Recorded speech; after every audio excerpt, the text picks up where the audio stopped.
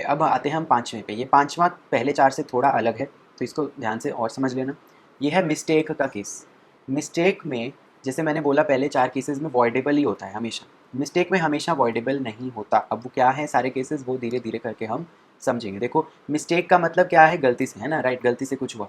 Basically misunderstanding या misapprehension of some fact relating to the agreement, basically incorrect belief concerning something, mistake misleads a party और both the parties to enter into contract. Basically ऐसा भी हो सकता है कि हाँ एक पार्टी की तरफ से गलती है, ऐसा भी हो सकता है सामने वाले पार्टी की तरफ से गलती है, ऐसा भी हो सकता है दोनों पार्टीज़ की तरफ से गलती है ना, कोई भी केस हो सकता है जिससे भी मिस्टेक हुई है। अलग अलग सबके केस है। देखो दो टाइप्स के यहाँ पे डिवाइड किया गया है। एक होता है मिस्टेक ऑफ लॉ, एक होता है मिस्टेक ऑफ फैक्ट। कि या तो कोई लॉ के रिगार्डिंग आपको नहीं पता था वो लॉ की, अच्छा ये भी होता है, वो चीज़ हो जाए तो वो मिस्टेक ऑफ लॉ है। या मिस्टेक ऑफ फैक्ट कि हाँ जो एग्रीमेंट हो रहा है उसके फैक्ट का कोई चीज़ आपको नहीं पता लगी या गलत सुन ली या ऐसा कुछ, कोई गलती उससे रिलेटेड हुई।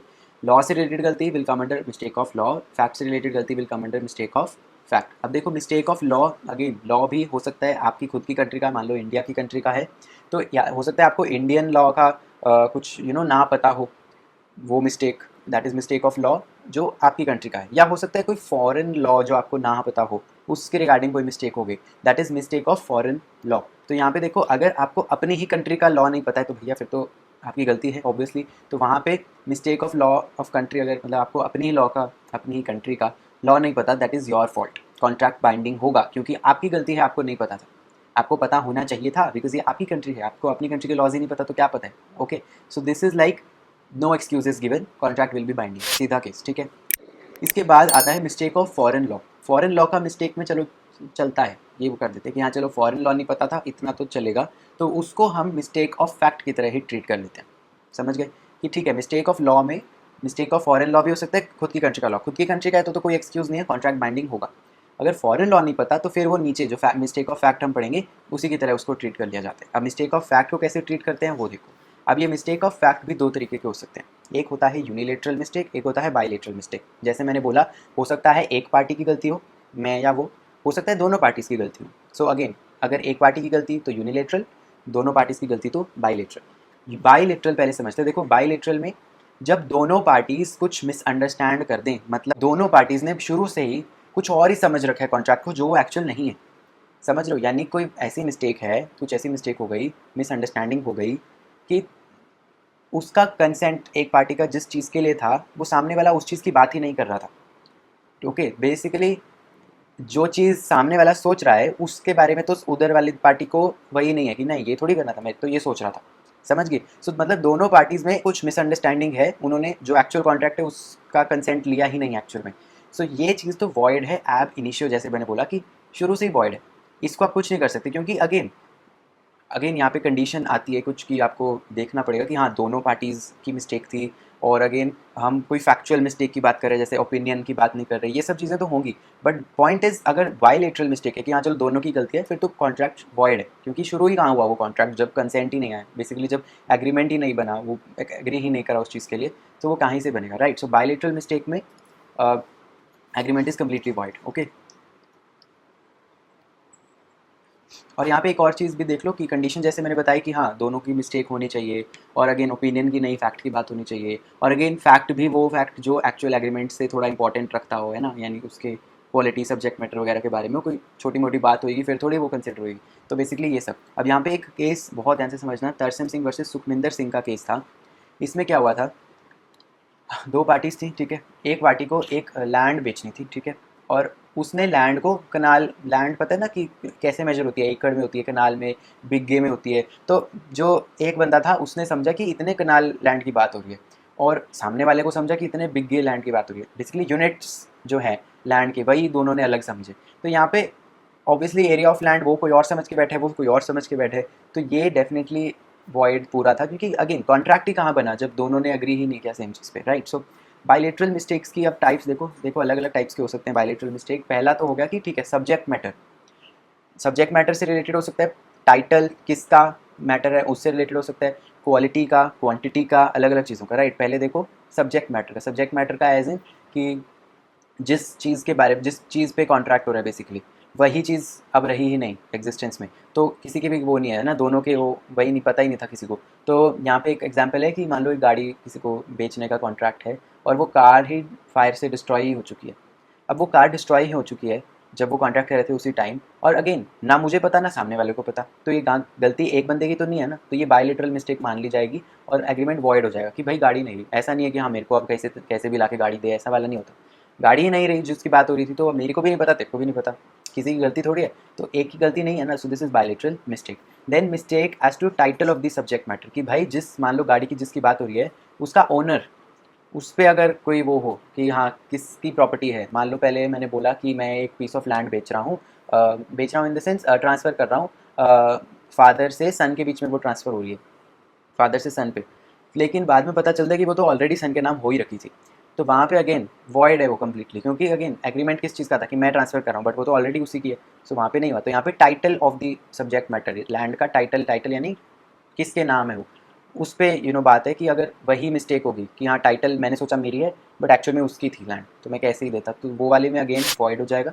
नेक्स्ट आता है mistake as to quantity of the subject matter, कि जिसके रिगार्डिंग कॉन्ट्रैक्ट हो रहा है इसकी क्वांटिटी की कितने। तो यहाँ पे राइफल वाला एक केस आता है हेंकल वर्सेस पोप में। बेसिकली पोप जो है वो इंक्वायर करते हैं कि हेंकल से कि भाई बता कि बंदूकें कैसे बेचेगा, कौन सी रेट पे, और हाँ उसे बोलता है कि मैं 50 बंदूकें तक लेऊंगा, बता मेरे को क्या रेट लगाएगा।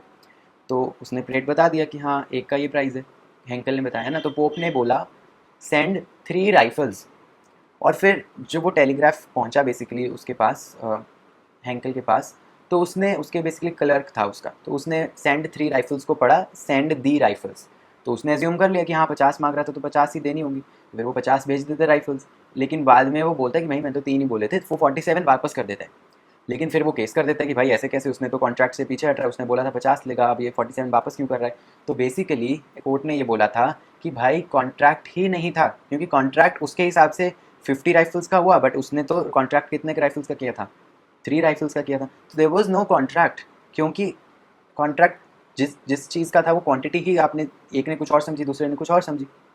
तो यहाँ कॉन्ट्रैक्ट ही नहीं था, अगेन वॉइड था। बट हाँ ये डिसाइड हुआ था कि अगर उसने 3 रखनी है तो 3 रख लेगा, बाकी का प्राइस जो है वो रिफंड हो जाएगा उसको। यहाँ ठीक है। नेक्स्ट आता है mistake as to quality of the subject matter, की ठीक है। यहाँ पे एग्जांपल आता है पेंटिंग का कि वो ओरिजिनल है या फेक है पेंटिंग। तो पेंटिंग बेचने का कॉन्ट्रैक्ट होता है पेंटिंग, तो दोनों को, जो दोनों पार्टीज़ हैं बायर और सेलर, दोनों को ये लगता है कि वो पेंटिंग ओरिजिनल है, फेक नहीं है। और ये दो एक म्यूचुअल मिस्टेक थी regarding quality of the subject matter, painting की क्वालिटी की वो ओरिजिनल है या फेक है। सो अगेन एग्रीमेंट यहाँ पे वॉइड था, क्योंकि दोनों को ये लगा, अगेन मिस्टेक थी, बायलेटरल मिस्टेक है ना। यहाँ पे देखो एक को नहीं लगा, एक को लगेगा तो यूनिलेटरल आएगा, जो अभी हम आगे पढ़ रहे हैं। नेक्स्ट इज यूनिलेटरल मिस्टेक, जब एक कॉन्ट्रैक्टिंग पार्टी को मिस्टेक हो दूसरे की मिस्टेक नहीं होती। तो यहाँ पे अगेन वो वैलिड भी हो सकता है कुछ केस में, वो वॉइड भी हो सकता है कुछ केस में, वो वॉइडेबल भी हो सकता है कुछ केस में। वो केसेस कौन से हैं वो समझते हैं। देखो पहला वैलिड कब होगा वो समझेंगे। वैलिड यानी यूनिलेटरल मिस्टेक थी बट फिर भी कॉन्ट्रैक्ट वैलिड रहा, ऐसा केस कौन सा होता है।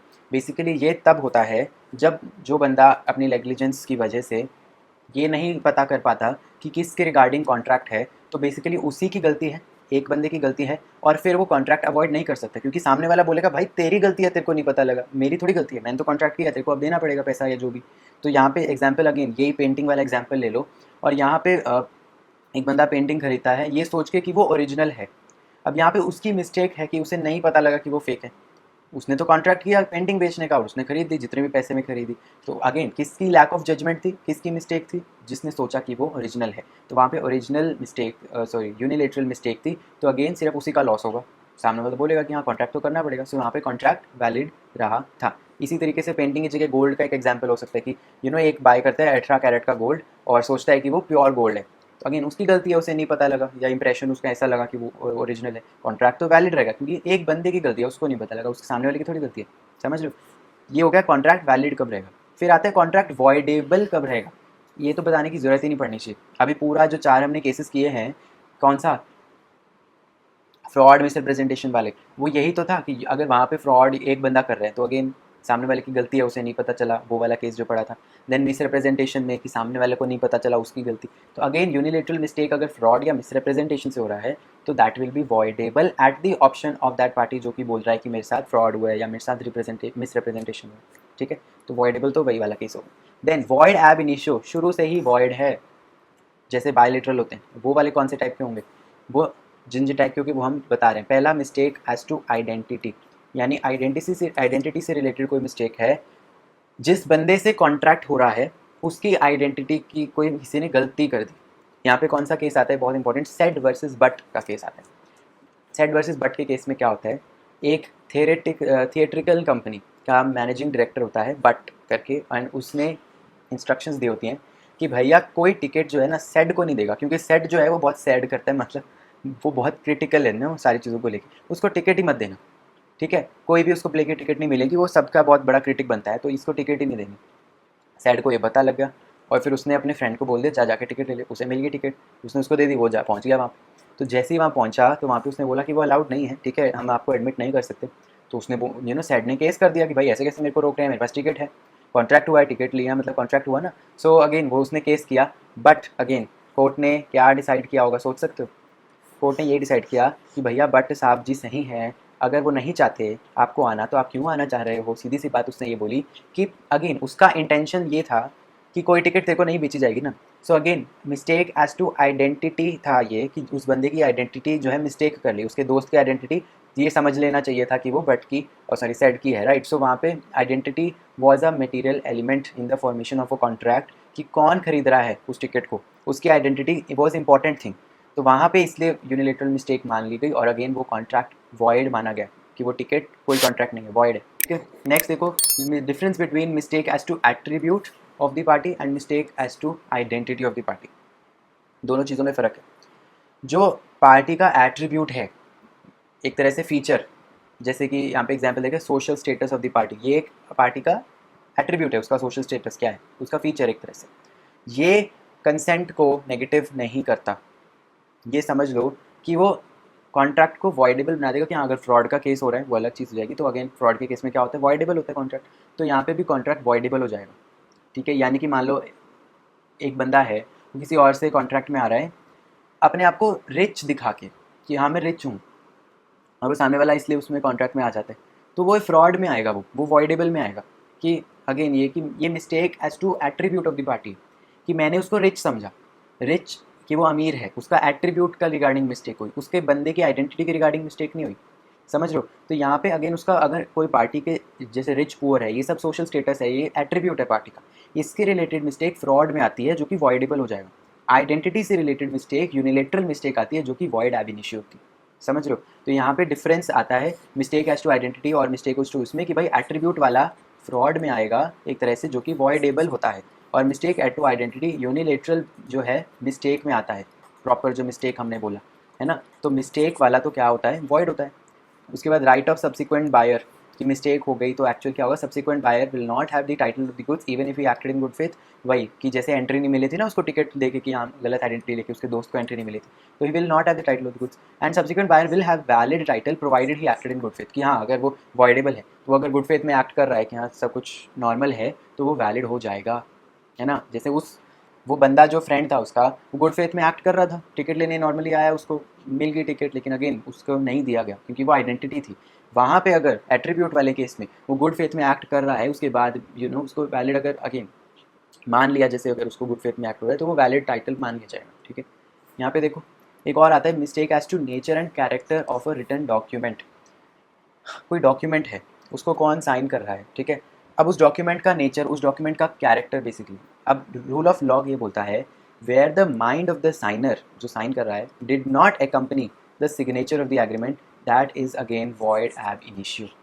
मतलब कि मान लो कोई बंदा साइन कर रहा है, उसका दिमाग उस कॉन्ट्रैक्ट को कुछ और समझ रहा है, लेकिन वो साइन कर रहा है, तो क्या वो कॉन्ट्रैक्ट कॉन्ट्रैक्ट माना जाएगा, नहीं, वो वॉइड माना जाएगा। जैसे मान लो कोई बिल्कुल इलिटरेट ओल्ड लेडी है, उससे मान लो मैं साइन करवा रहा हूँ ये बोल के कि ये तो इस चीज़ के कागज़ हैं, जबकि वो किसी और चीज़ के कागज़ हैं, बहुत दिखाते हैं जैसे ये म्यूज़िक वीडियोज़ में, तो that is void ab initio.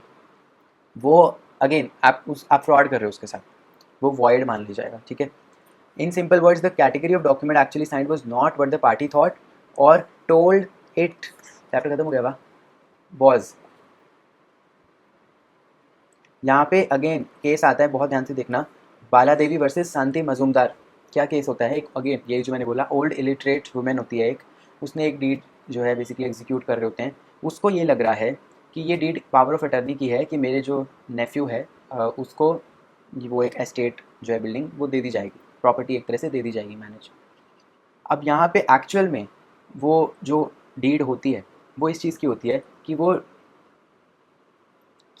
Transfer नहीं कर रही पावर ऑफ, बेसिकली केस आएगा, बहुत ध्यान से देखना, बाला देवी वर्सेस शांति मजूमदार, जो मैं अभी बता रहा हूँ ना, एक ओल्ड इलिटरेट वुमेन थी, वो एक डीड एग्जीक्यूट कर रही होती है, उसको ये लग रहा होता है लेडी को कि मैं ये डीड जो है ये पावर ऑफ अटर्नी की है कि अब ये मेरा जो नेफ्यू है उसको अथॉरिटी मिल जाएगी एक एस्टेट प्रॉपर्टी की, ठीक है। बट एक्चुअल में वो डीड होती है गिफ्ट की, कि वो गिफ्ट दे रही है अपनी नेफ्यू को। अब यहाँ पे एविडेंस इस चीज़ का था कि जो अगेन जो लेडी थी उसने कभी ये इंटेंशन नहीं रखी कि मैं गिफ्ट दे रही हूँ, वो पावर ऑफ अटर्नी वाला रख रही थी दिमाग में। तो अगेन उसके दिमाग में जो था वो एक्चुअल में नहीं था, वो उस चीज़ का साइन सिर्फ साइन कर रही थी फिजिकली, जबकि उसका दिमाग किसी और चीज़ को साइन कर रहा था, उसका कंसेंट किसी और चीज़ का था, है ना। सो यहाँ पे वो डॉक्यूमेंट को वॉइड माना गया क्योंकि अगेन उसका माइंड और उसके सिग्नेचर साथ नहीं थे, ठीक है। तो this was this case. And यहाँ पे एक चीज़ और समझना, ये तब होगा जब सामने वाली पार्टी केयरलेस नहीं है, केयरलेस नहीं है। अगर सामने वाली पार्टी अनदेखे कर रही है या बिना पढ़े वो कर रही है, अब यहाँ पे तो चलो वो ओल्ड इलिटरेट वुमेन थी और एविडेंस भी था, वो अलग बात है। बट मान लो कोई नॉर्मल, एक नॉर्मल नहीं बोलना चाहिए वैसे, बट कोई और इंसान है, एजुकेटेड है, वो बस जल्दी जल्दी में साइन कर रहा है, वो उसकी केयरलेसनेस में आ जाएगा, फिर वो यूनिलेटरल मिस्टेक ऐसी होगी कि भैया आपको पढ़ना चाहिए था, वो कॉन्ट्रैक्ट रहेगा। बट यहाँ पे ये इसलिए है सक्सेसफुल, इसलिए वो अवॉइड होने में, क्योंकि वो केयरलेस नहीं थी, उसको लग ही ये रहा था कि वो कर रही हो, she was aware of what she is doing, but actual में वो डॉक्यूमेंट चेंज हो गए थे, again that was different thing. So this was this whole thing जहाँ पे फ्री कंसेंट का हमने चैप्टर कंप्लीट कर लिया है। नेक्स्ट में हम इसके रिलेटेड कुछ क्वेश्चंस कर लेंगे एंड फिर हम उसके नेक्स्ट चैप्टर में चल लेंगे, ठीक है। I hope have a great day.